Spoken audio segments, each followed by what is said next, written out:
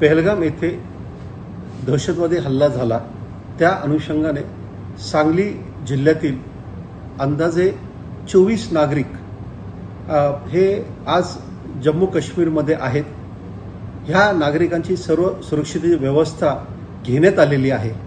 या आम्हाला कळलेल्या माहितीनुसार जे 24 नागरिक आहेत त्यातील सांगली शहरातील 4 आहेत, कडेगावमधले 5 आहेत, पलूसमधले 8 आहेत, मिरजमधले 7 आहेत, असे एकूण 24 नागरिक अडकलेले आहेत। सांगली जिल्हाधिकारी कार्यालयाच्या डिझास्टर मॅनेजमेंट सेल मार्फत आणि मी स्वतः यातील काही नागरिकांना फोन केला आणि त्यांनी मला हेच सांगितलं की आम्ही आता सुरक्षित आहोत। राज्य शासनामार्फत त्यांना लवकरात लवकर विमानाने मुंबईला अथवा पुणे येथे आणण्यासाठी प्रयत्न सुरू आहेत। मी या निमित्ताने सांगली जिल्ह्यातील सर्वांना असं सांगू इच्छितो की जे नागरिक जम्मू काश्मीरमध्ये पर्यटनासाठी गेलेले आहेत ते सर्वजण सुरक्षित आहेत।